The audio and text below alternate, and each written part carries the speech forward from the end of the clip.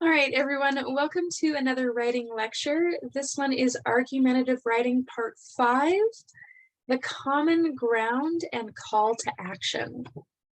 I'm going to start, as always, with a screen share. And let's see if we can get this up nice and big for you.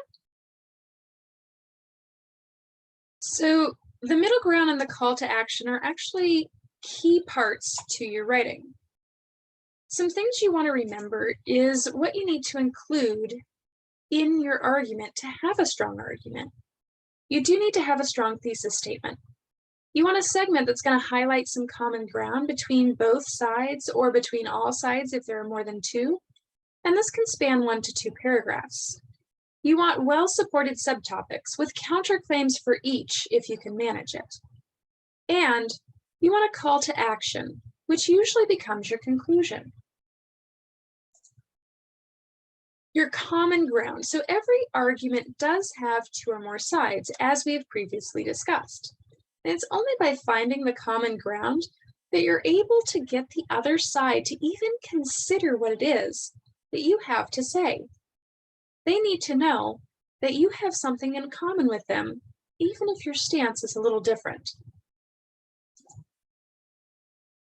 When you're finding your common ground, you want to examine your thesis. You want to examine the evidence that you have found for both sides of the argument, or all sides if there's more than 2. You want to look for specifically where there are some commonalities. Once you've found those commonalities, you can write out a 1 to 2 paragraph segment that highlights these areas. Oftentimes, this part becomes your introduction, because who's going to listen to an argument if they already disagree with you? But if you can grab your reader and say, look, we do have this in common, and this is what we share, they're more apt to listen.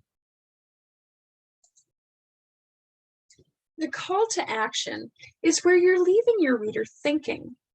You always want to leave the reader at the very end with something strong to consider, something where when they walk away, they're thinking, wow, and they're stewing over it, and it holds them for a couple of days even. Your conclusion really must incite your reader to want to take action.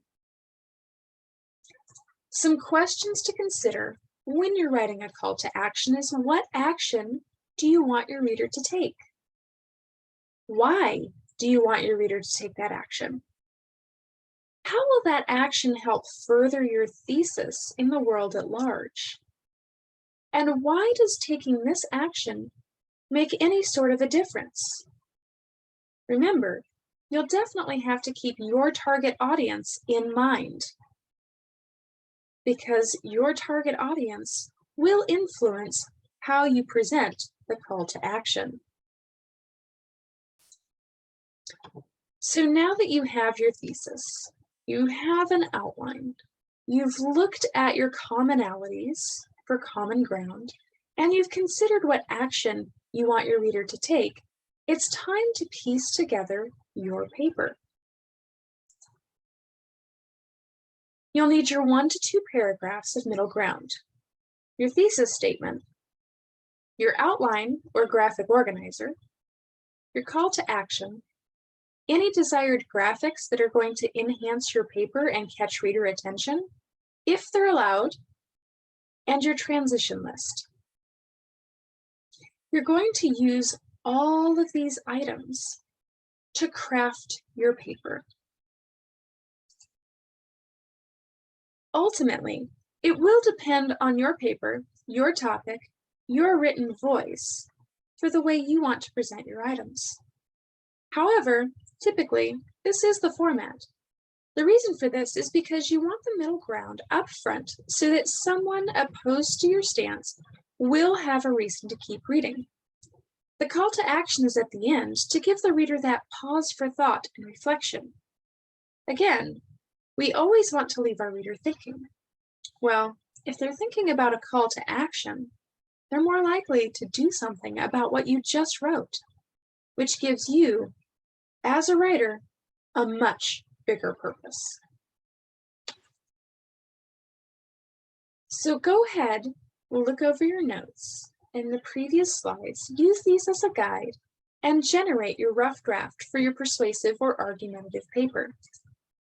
If you have any questions, comments, or concerns, as always, reach out through the LMS system using the inbox or email feature found in there so that you know that your message is getting to your professor. I really appreciate you watching, and I hope to catch you on the flip side.